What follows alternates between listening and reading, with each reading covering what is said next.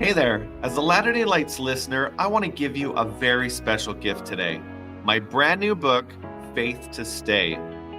This book is filled with inspiring stories, powerful discoveries, and even fresh insights to help strengthen your faith during the storms of life. So, if you're looking to be inspired, uplifted, and spiritually recharged, just visit faithtostay.com. Now, let's get back to the show. Hey everyone, I'm Scott Brandley. And I'm Alicia Coakley. Every member of the church has a story to share, one that can instill faith, invite growth, and inspire others. On today's episode, we're going to hear how one early returned missionary battling an undiagnosed chronic illness is discovering her purpose through Christ. Welcome to Latter-day Lights.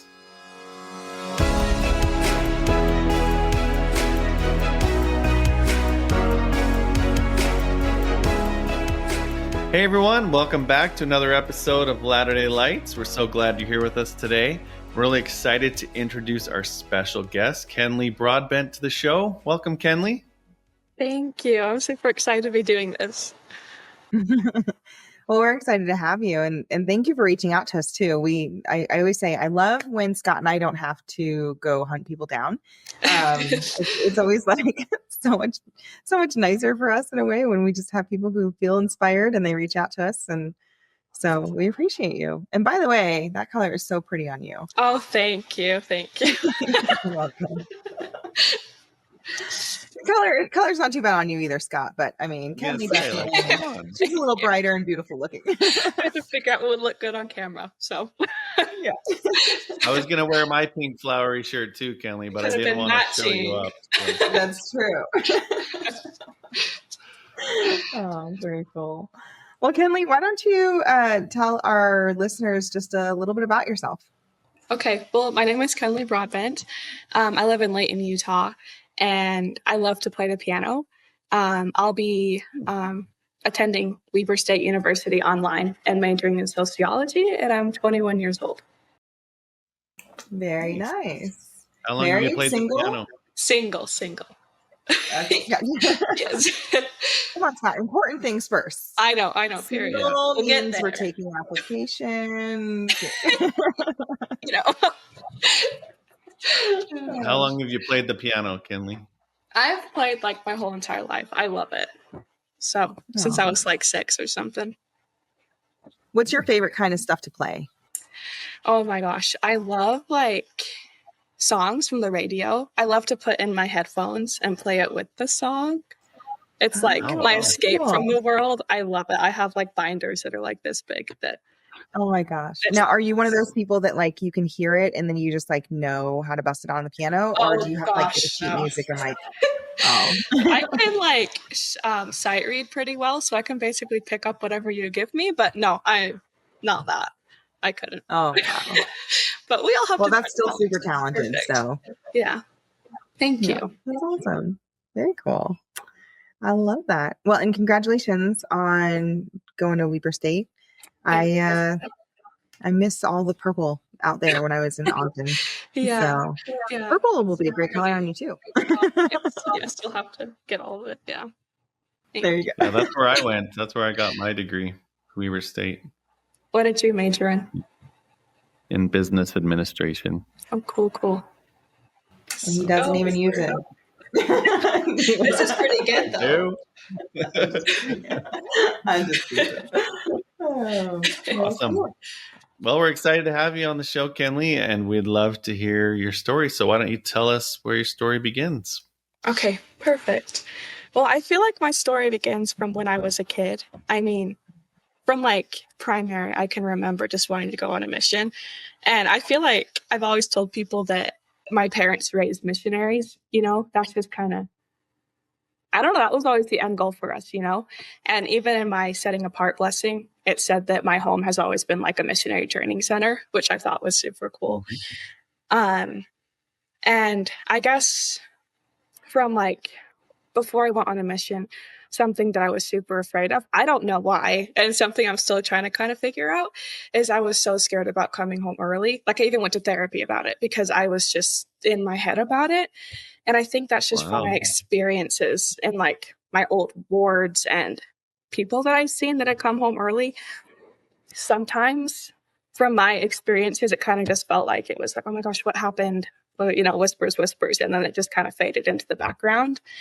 And I'd always see people who came home, served their full time. It was like, oh, they returned with honor. And then some people who I'd seen that hadn't done that, they didn't get that, which I didn't think was right. And I think I was just super scared of that.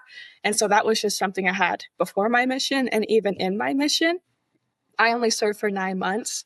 And that was just something that was in my head, which obviously now I'm like, that was a flawed thought. You know what I mean? Because all missions are missions. I feel like all missions are full-time missions. But yeah. So getting to my mission in July of 2023, I was called to serve in the Peru Lima East mission. And I was obsessed with it. I mean, like when I got my call, you know how like you ask God for things like that you want on your mission, or you know what I mean? And I was like, I don't want bugs. I don't want a walking mission. I don't want to speak Spanish. I'd rather not go somewhere hot. I don't want to eat rice on my mission. And I got all 5 of those things. And I was like, oh my gosh, come on. But then besides the bugs, those were like my favorite things about my mission, actually. I loved it. And I served for 5 transfers, 6 if you include the MTC, because it was 6 weeks. And obsessed with everything. I had 5 different companions for those 5 transfers. I loved the people. I loved the food. It was just the best 9 months of my life. And I wouldn't change a thing.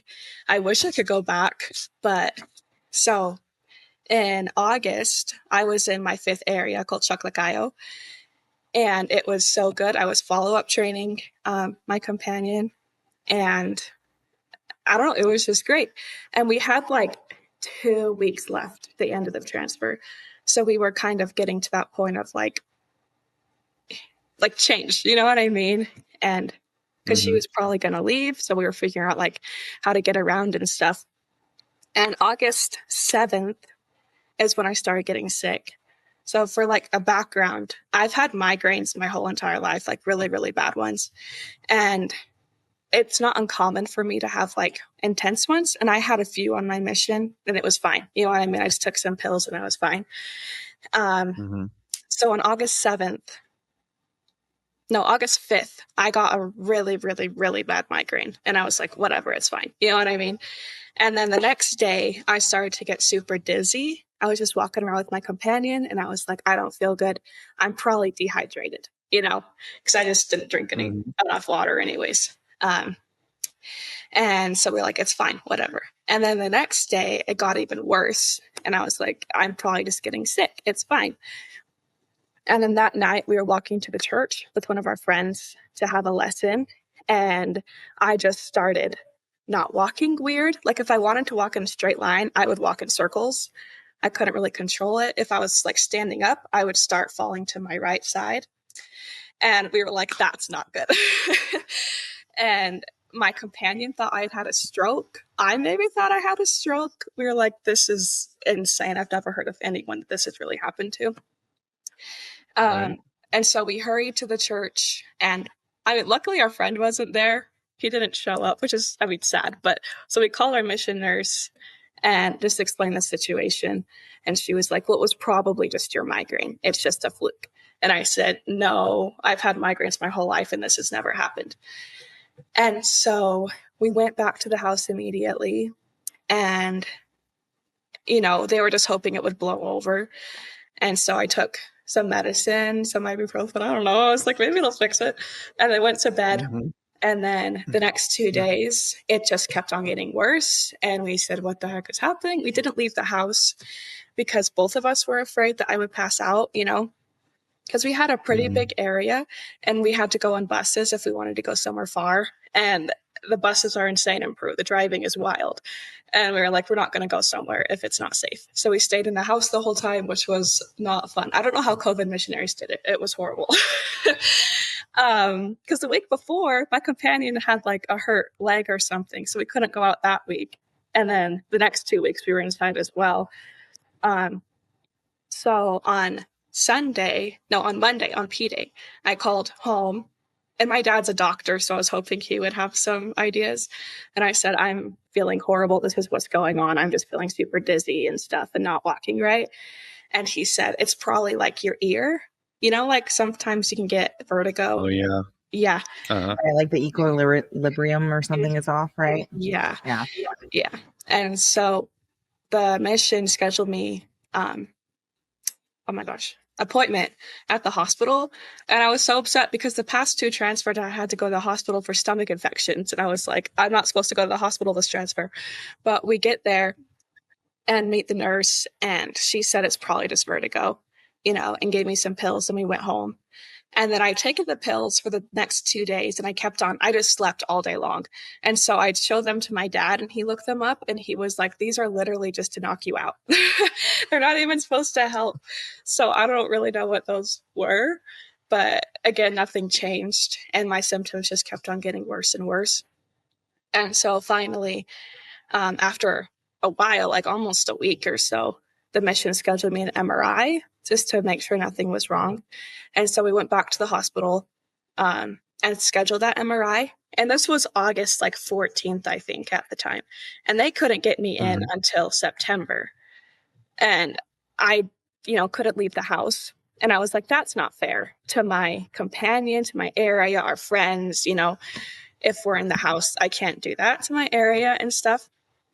And as we were, every day I would send my symptoms to the mission nurse, and then she would report that to the mission president's wife, just to make sure things were fine. And my symptoms kept on changing. It was really weird.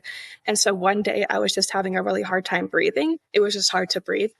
And on my mission papers, I had put that I had some struggles with anxiety beforehand. And so my mission president's wife was like, oh, she's just having anxiety, So she made an appointment with me for the mission therapist. And at first I was like, it's not anxiety though, but I met with him and I explained to him how I was feeling so bad for my area if I were to stay for a month. And he said, I think you need to talk to your mission president about that.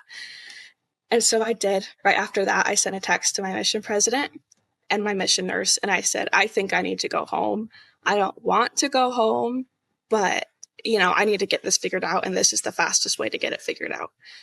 And I have to give so much credit to my mission president and his wife. They were the best. I am obsessed with them, and they made this process so much easier for me. So, the second I texted him, it kind of got the ball rolling. And I'm so grateful because I couldn't really walk so far at that time. And it was almost the end of transfers. And so I was scared I was going to have to go home alone, like a layover and all the flights. But I got to go home with 2 other elders because it was end of transfers and they were going home, which was such a blessing from God. And so I got that figured out. And the second I found out I was going home, I called my mom and I cried and cried and cried for a week. It was horrible. But also in those times that I was crying, I just make eye contact with my companion and she's like, you're fine, you can go. And I'd go to one of the bedrooms and just cry on my bed. And I have never felt so many angels and, God closer to me than I did in those moments. So yeah, I was just in contact with my mom and stuff coming home, and I ended up going home the 21st, but didn't get home until the 22nd of August because, it was a red eye. And so I got home, and I regret this, but I told my mom and dad not to invite anyone to the airport except for my grandparents because I didn't know what emotional state I was going to be in. And the plan was that I was going to, be home for a transfer and go back out. And so I thought I was going to have another home party, airport greeting, whatever. But this was my one, and I got home and stuff. And that day, my dad, he has connections, which is really nice, but he got me an appointment for an MRI, and we did it that day and got the results that day, and nothing was wrong. And I said, okay, that's fine. It's probably good that nothing's wrong, Right. And the day after that, I went to an ENT, ear, nose, throat doctor, to check out my ears, and nothing was wrong again. And then, during this time, I was just surprised because coming home, I was terrified. Oh, sorry, going back a little bit. Before I came home, my dad and some other people thought that I had maybe had a stroke or a brain tumor. Those were like the worst possibilities. And I was more Right. scared about what people were going to think that I'd come home than the possibility of having a brain tumor, which is ridiculous. It's ridiculous. But that's just where I was at that point. And I mean, the second I came home, I got so many letters. Like the primary kids made like a poster for me and put it on my door.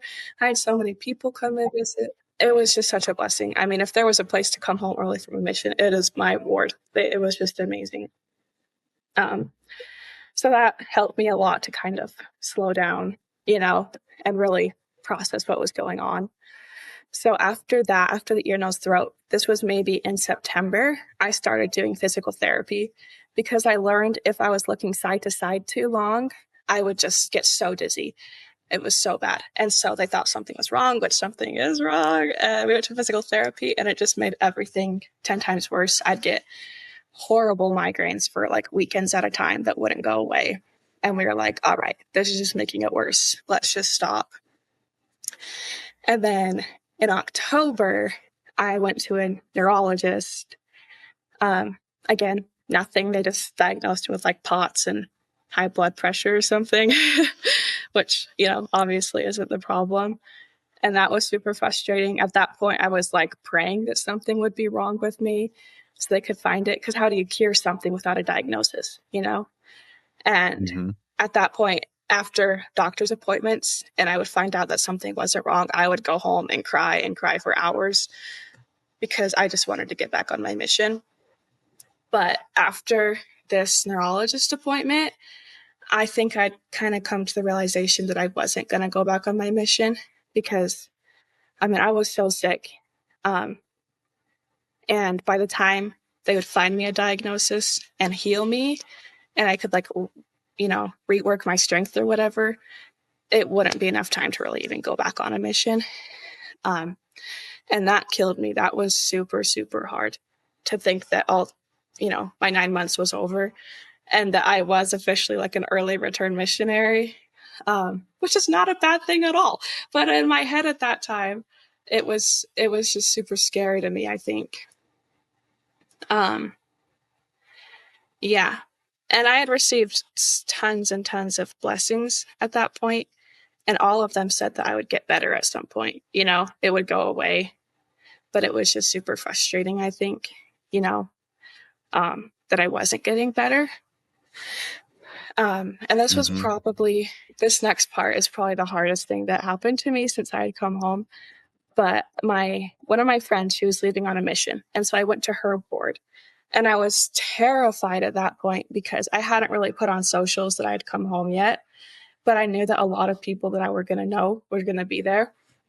And I was so scared. And so we sat in the back trying to avoid people. Again, looking back, this is so silly. But we were sitting there waiting for her to start. And someone that I knew came and sat behind us. And I was like trying to hide myself, kind of. I was like not turning around. And so eventually I kind of turned around and I was like, oh, hey. And he said, oh my gosh, you're home. And I said, yep. And he said, what happened? And I was like, oh, well, I'm kind of sick and they don't know what's going on. And he just kind of looked like he didn't believe me, like I had just come home. And I turned around and silently, I tried to be quiet. I sobbed the whole entire meeting because it was just, I just couldn't take it because like all of my insecurities kind of just came out and I couldn't control it. And it was terrifying. And I don't know, just not what I saw for myself, And I think that August through like November of when I came home, I was really angry at the situation, not at God, because I was like, I'll be fine. He'll heal me and I'll just move on my merry way. And it hasn't happened. And so December through like now, a little bit before now, I've just been so angry at God. And I've come to terms with my situation.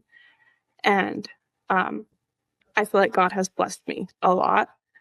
And, I'm learning about him more. I'm getting to know him more. And I don't feel that anger as much anymore.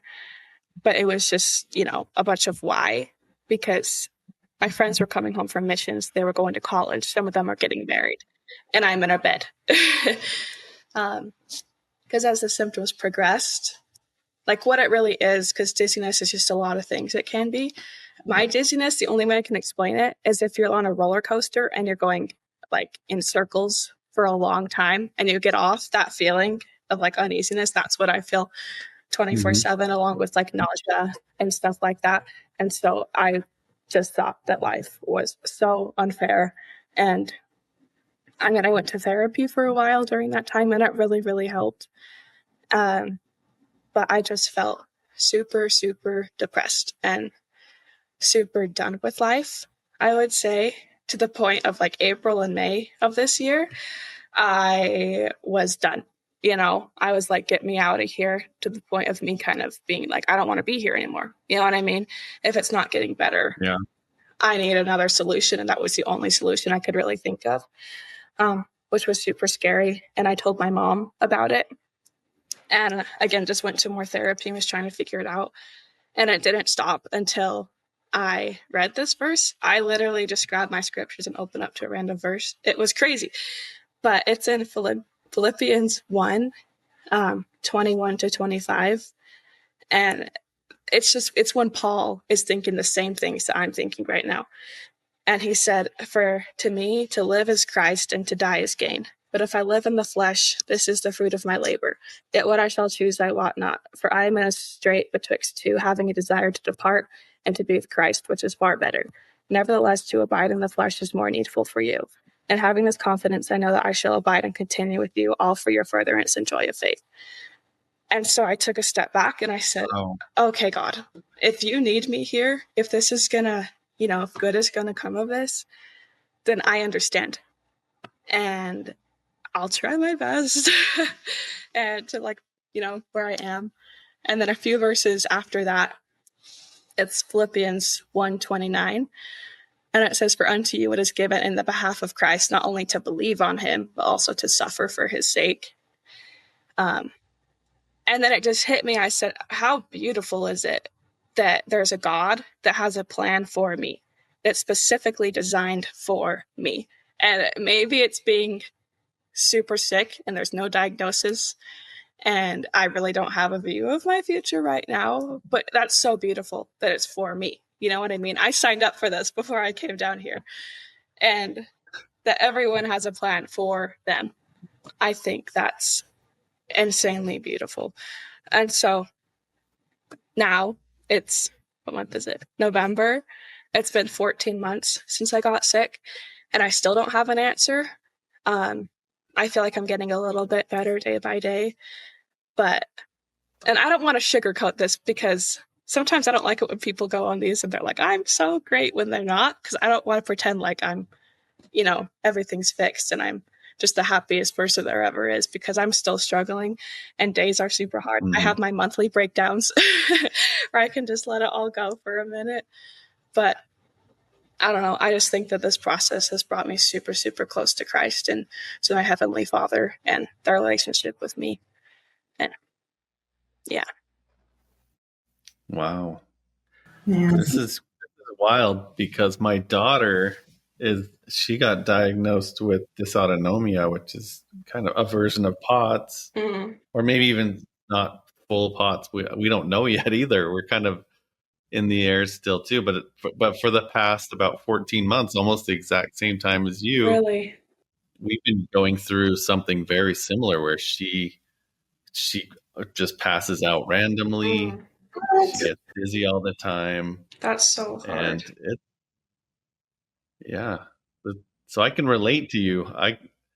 As the dad, one time I went and picked her up from her friend's house because she had passed out, and we didn't know what was going on at the time. And from the time I picked her up from her friend's house to the time I got to the hospital, she had passed out in the car at least 20 times. Oh my goodness. I did not know this. This is crazy. Wow. Yeah, it was crazy, and I was freaking out. Yeah. Yeah. I didn't know what was going on. And she would pass out, and then she'd come to, and she'd be like, hey, Dad, what's going on? Where are we going? And then she'd pass out again. She'd come up. oh, why are we driving in the car? Like, it was the craziest thing. Oh my And gosh. but things I mean, she's kind of learned, and we've gone to the doctor several times like you, right? Like, she's learning how to cope with it. She's learning ways that, you know, that she can take better care of herself to make those symptoms not as um, you know, not constant.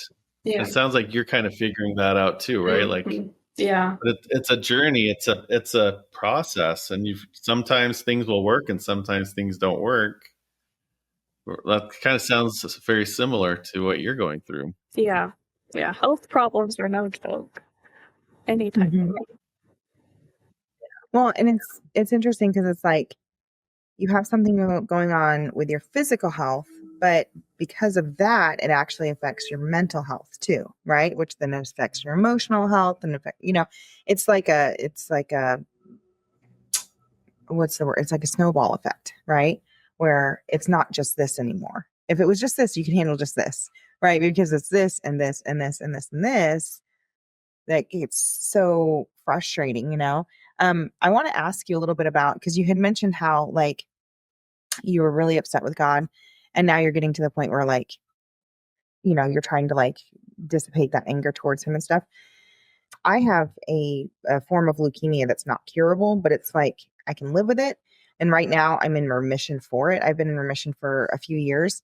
Um, but it's always like that constant fear of like, what if it comes back? And what if it, you know what I mean? So even though I'm not feeling the effects of it right at the moment, it like plays with your head a lot. And I too experienced that anger with Heavenly Father. And it was weird because I would pray to him and I would trust him and like I believe in the scriptures, but also then I'm angry at him. And so I'm like, how do you have the two extremes?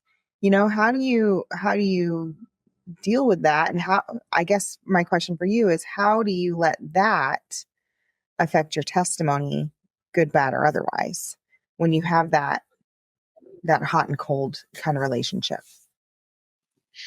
I mean, I think it was really, really hard for a while with my testimony because it's always that question of why does God allow this to happen to good people? You know what I mean? I served a mission for you. I gave my whole entire life to you. Wouldn't it be better for me to be on my mission right now, helping your children, than being at home sick? And Right. I think that, I don't know. And that's a question I'm still trying to figure out. But I think it's just those little moments that I hold on to. In like D&C 6, I think it is, but it's like, remember that night, like, you felt me or whatever. I think that's what I kind of hold on to, is those like glimmer moments where I really feel God. And then my bishop told me one time, is this, if you're at the end of your rope, tie a knot and hold on. I think about that all the time, especially with my testimony now, that if I'm not feeling great about it at this moment, just tie a knot and hold on and get to the next moment, I guess. Yeah.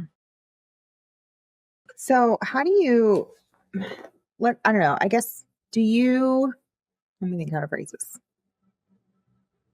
How do you not let it be the center of your focus?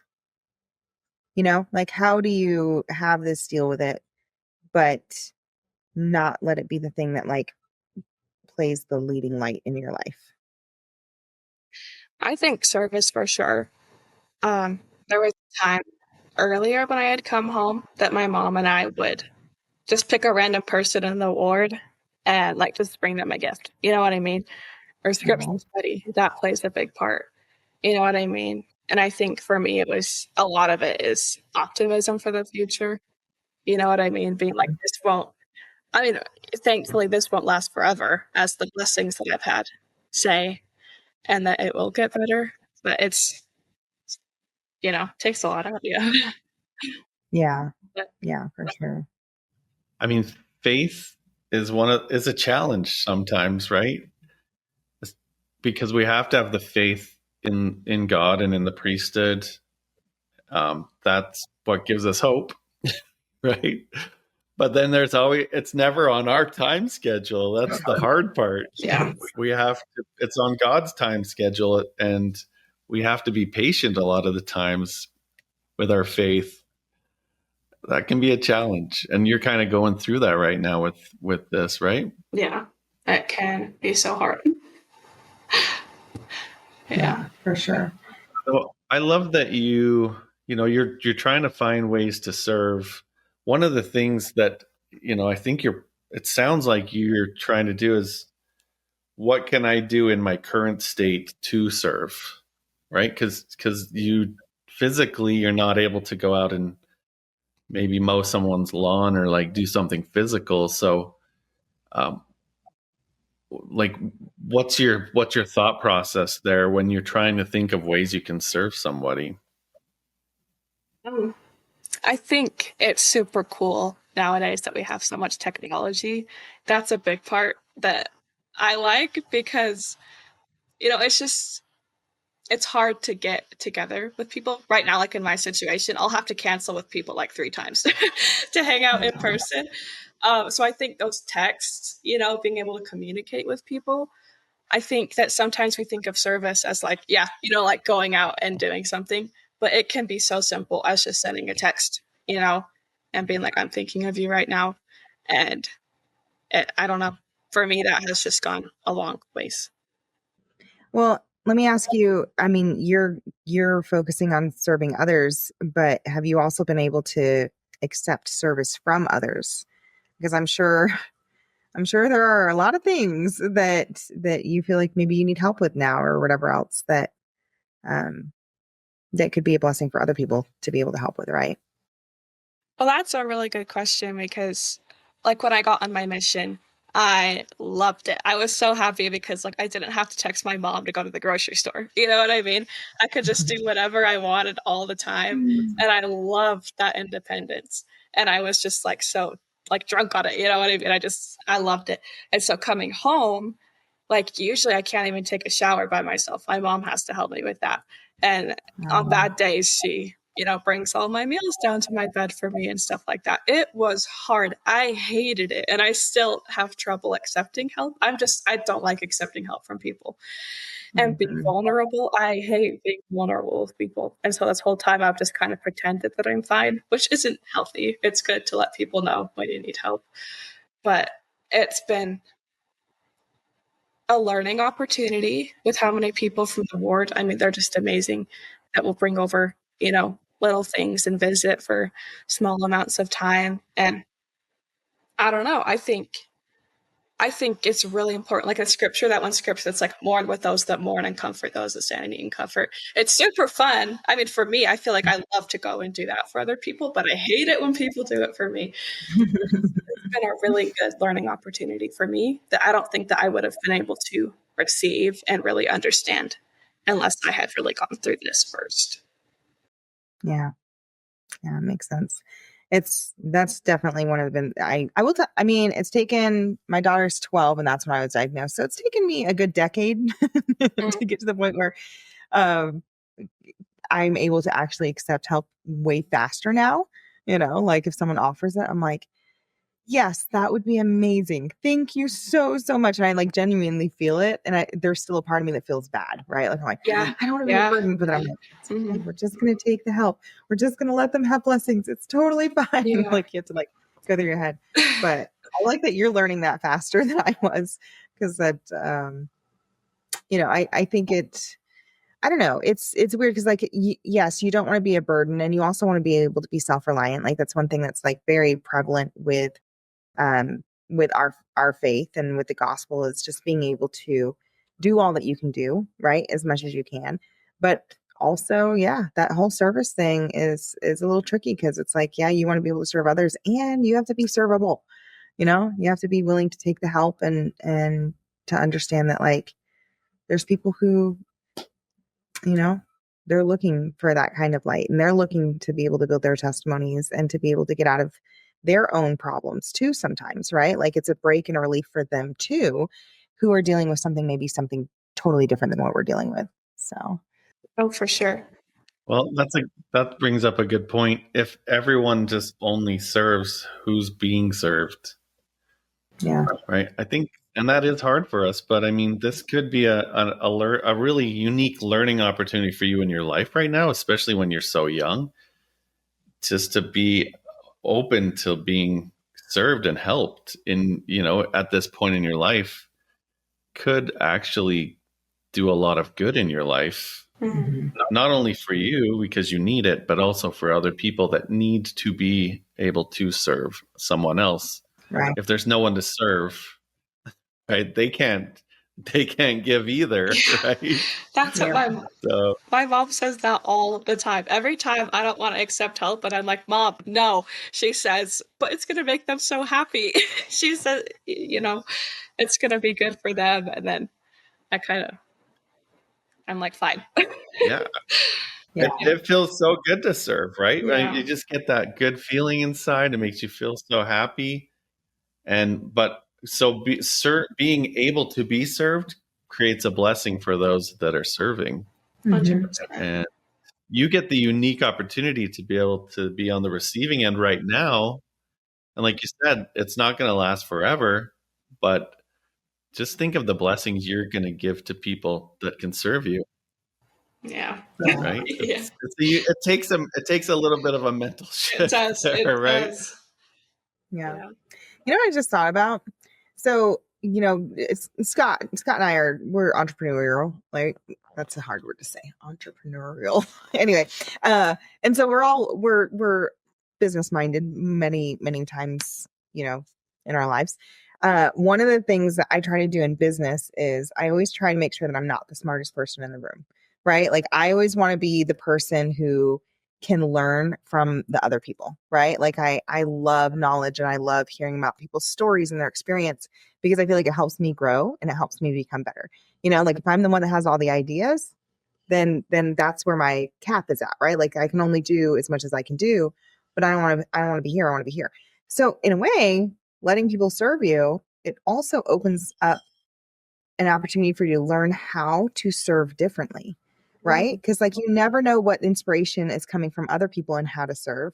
And you might think, for example, we had Ken Williams.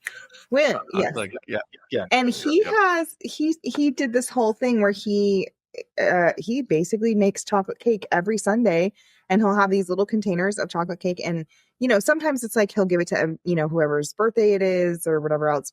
But he always has them kind of at the ready on Sundays. And it's his way of just being prepared when he gets inspiration to give someone a treat.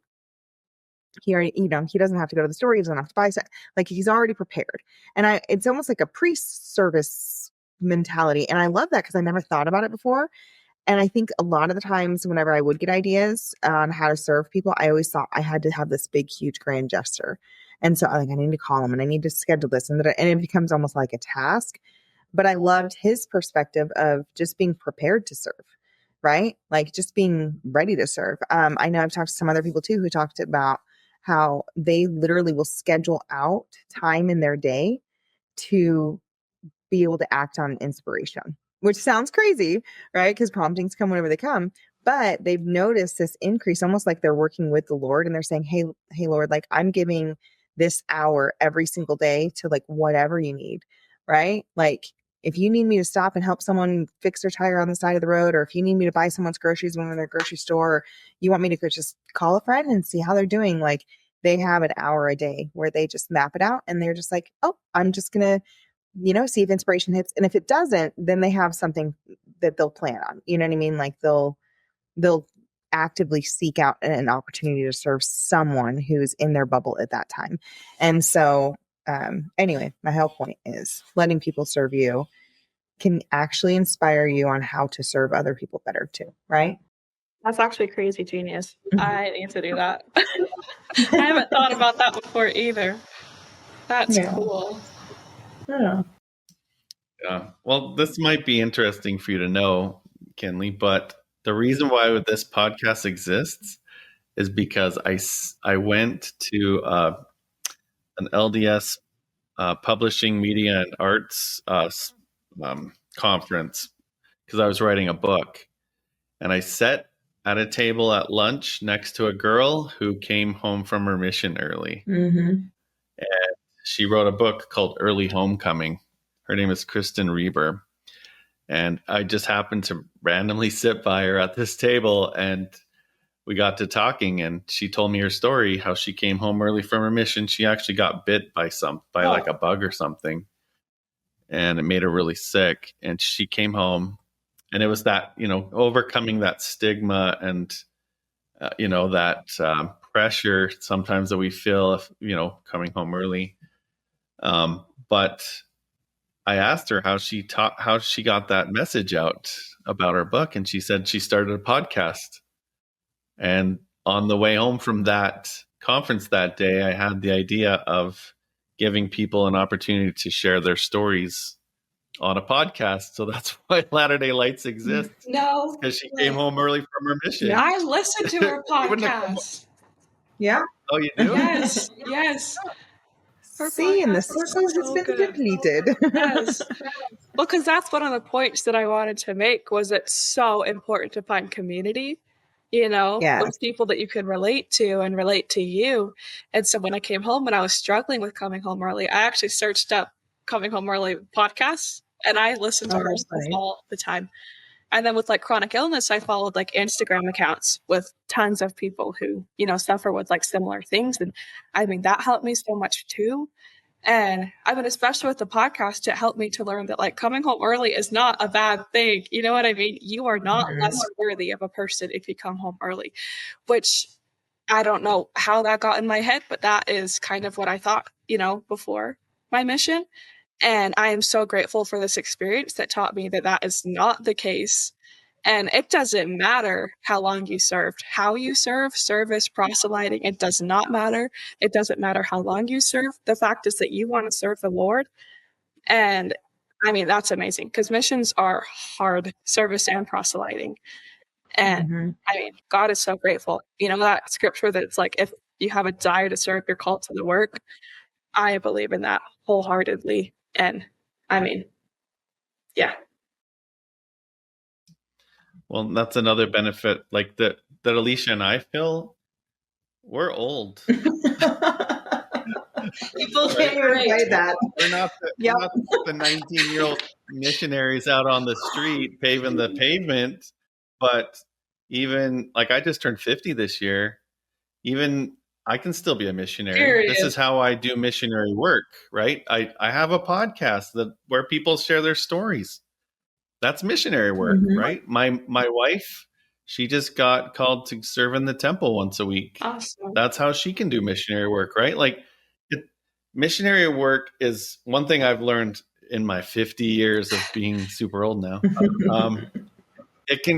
There's so many ways you can serve, so many ways. I mean, even chocolate cake, like, Yeah. who would have thought, right? He makes chocolate cake. That's how he serves. There's so many ways we can serve God, and each one is unique, and each person can do it in their own unique way. And, this is a time in your life you might never get back again, where you're in this unique position where you need other people's help. So you get to learn from them, like Alicia said.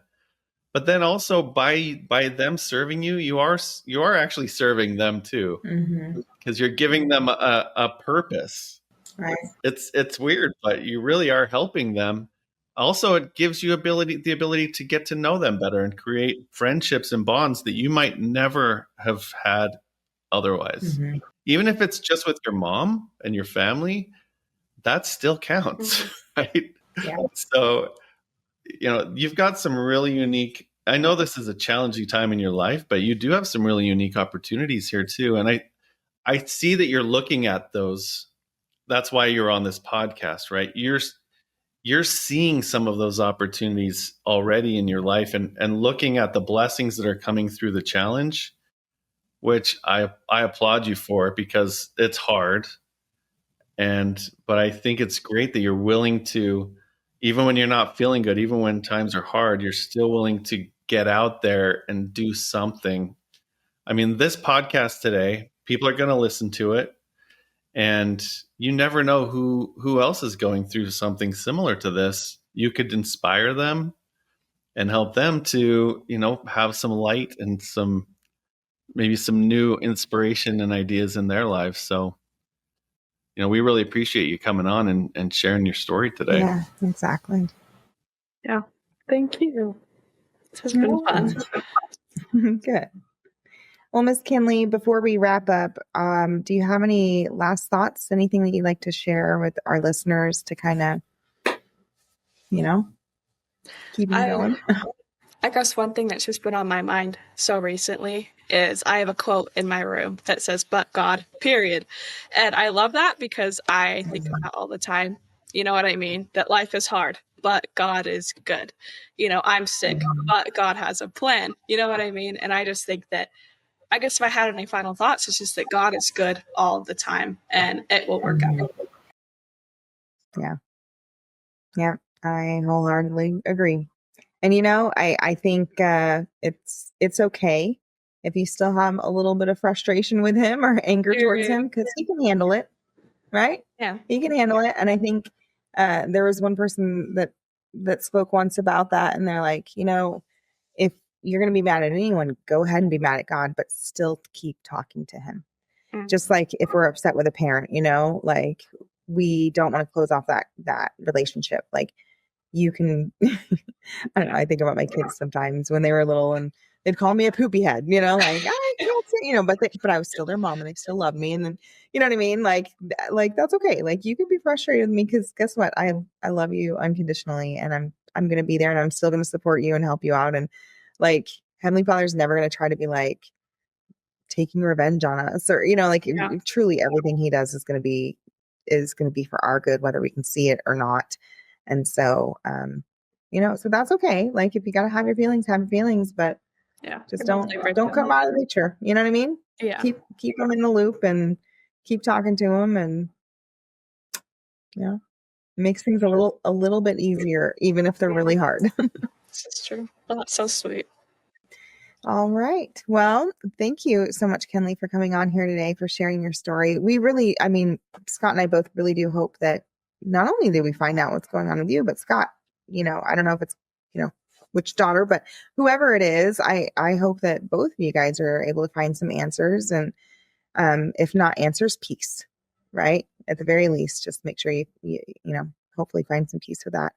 And if any of our listeners are on today and they have suggestions or advice or, thoughts, feelings, comments, things like that, we just encourage you guys to go ahead and drop us a line, put it in the comments so that Kenley can read it. And if you guys have any like big, long thing, you can go ahead and just email us, right? We can get that message to Kenley. So we hope that you guys definitely do your 5-second missionary work, that you share her story, and that you let us know, what part of her story touched your heart. Yeah. And if you do have a story that you'd like to share, like Kenley did today, go to latterdaylights.com or email us at latterdaylights@gmail.com, and we'd love to have you on the show. So thanks again, Kenley, for being on. It's been a pleasure to get to know you and hear your story, and we wish you all the best. And thanks everyone for tuning in, and we'll talk to you next week with another episode of Latter Day Lights. Till then, take care. Thanks, guys. Bye-bye. Bye.